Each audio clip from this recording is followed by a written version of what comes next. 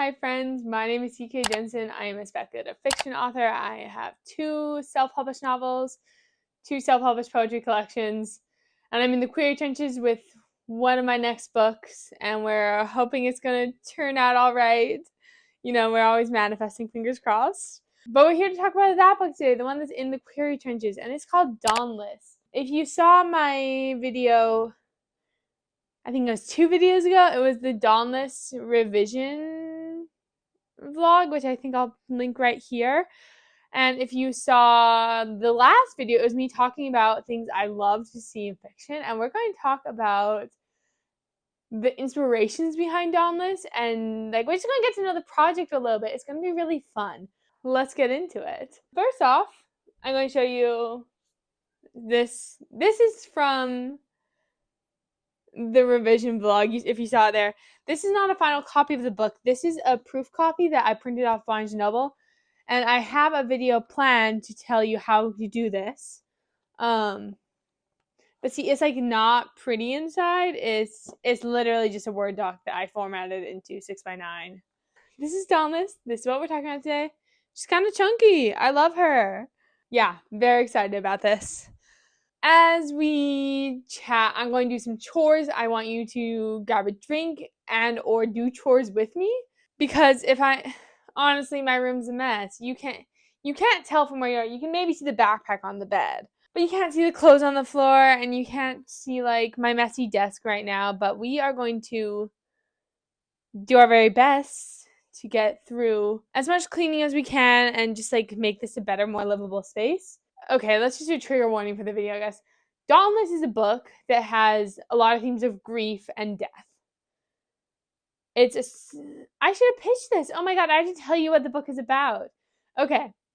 Dawnless is a Sleeping Beauty retelling based on the version by Charles Perrault, where Sleeping Beauty dies in the first chapter, and it's up to her girlfriend to save the world. And as the world tumbles into darkness, Dawnless explores what it means to be a chosen one and how to deal with grief.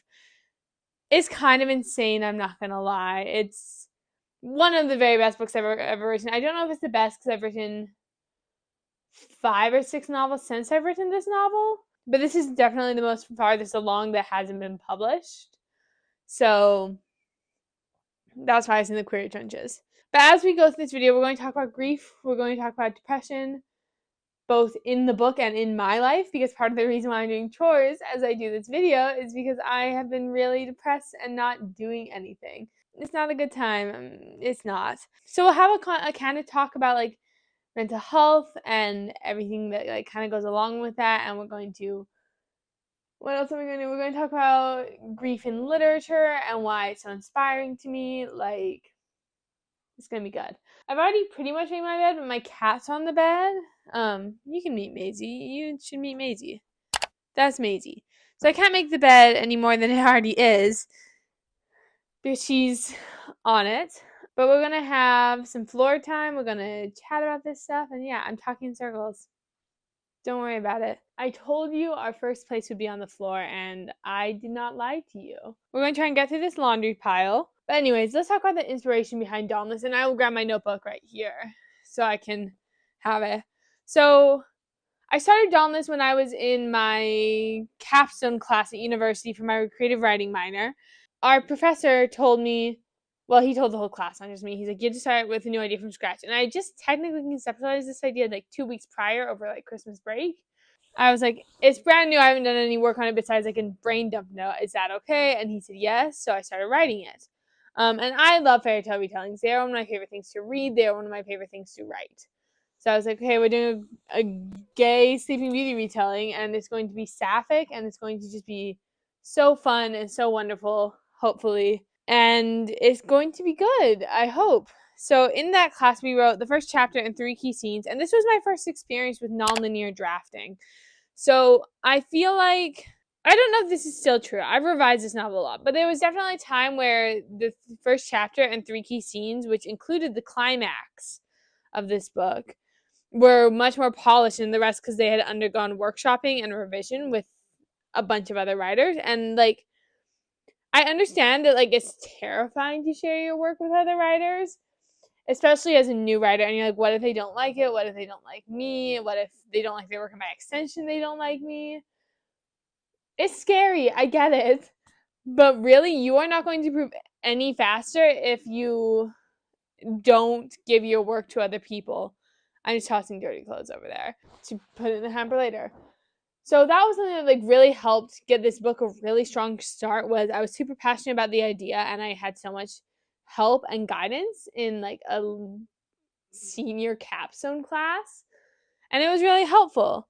But as I like went into this idea, like I wanted Sleeping Beauty, but not from the perspective of Sleeping Beauty. I want to explore the grief that happens when a character like haunts the narrative, and they're not present, but they have such a power over the narrative. Like they are in everything, even if they're not literally there. And that was something I really wanted to explore. It seemed like a really fun technical challenge, and it was. Oh, I wanted to really explore chosen one tropes and like to subvert that trope of like a chosen one, because it's so common in fantasy and honestly gets a little boring. But I thought it would be like, ooh, what if we get to explore a chosen one trope, but the chosen one isn't there? Like, what do you do in a world without a chosen one? Like, that is the subtitle I put on this. We're switching the camera now, and we're going to talk next about more things I wanted to write, and not just inspiration, but things I specifically wanted to incorporate in this novel. Fun new angle, you're in my closet, so I can put away clothes and dump stuff in the dirty clothes hamper. So I wanted to talk about things I wanted to incorporate, and one of these really big things was I was playing a lot of Dungeons and Dragons, which is so fun. I would say that also goes into the specific media type thing category of things that inspired this book. But I was playing I was literally like 7 or 8 campaigns. I was playing D&D like almost every day of the week. It was insane. I was playing a lot of D&D, and I wanted to like incorporate that. So especially in the first half, the magic system felt so D&D inspired. Like, she basically tried to do revivify, and it failed. Like, the main character, Jor, tried to do revivify, and it failed because Jor is like a healer. She's a cleric in D&D speak. But I really wanted to explore this idea of a kind portrayal of death. This is probably inspired by my first D&D character, who is the greatest of all time. I love her. I really wanted to explore a god who was the god of both life and death, but in like different facets, and who was kindly about it all. Like, death, I think, is somewhat inscrutable and unknowable, and it was very much reflected in how I wrote the god of life and death in this book, whose name is Cornice. They are Jor's patron saint. And to explore life and death and grief in this way, where like Jor is a disciple of the life god, and she does everything she can to save her girlfriend Aurora, and can't. And then she wrestles with that, like that power of life and death, like the whole time. And she's like, if I had just known the words in the arcane tongue, I could have done this. And so it also deals with a lot of the grief of feeling like you could have done more. Like, I think we all understand that. It's just like you know what it is. Like, you did your best, but didn't feel like enough. And that's something that we kind of explore throughout the book is Jor trying to feel like she's enough. And actually, she does get there, I think. I think it's just really interesting to see how much Jor changes over the book, and how she goes from like everyone says she's the best, but she doesn't feel it, to everyone saying she's the best, and she finally feels it. Unfortunately, I realize like every time I write a magical character, I feel like every time they're slightly Hermione coded, which I hate because I hate J.K. Rowling now. But like the brightest witch her age, like it's that, but it's that plus gifted kid burnout syndrome. That's it. I write characters who are the best, who don't think they're the best, or who actually aren't the best, but no one is the best. You know, like they're the best, but they're still not good enough. And that's like definitely a theme in my writing that I'm realizing just now. Cool. So besides wanting to write a sapphic fairy tale and like this really interesting take on the god of death, I was really interested in exploring prophecies and kind of how I can play with prophecies and with words.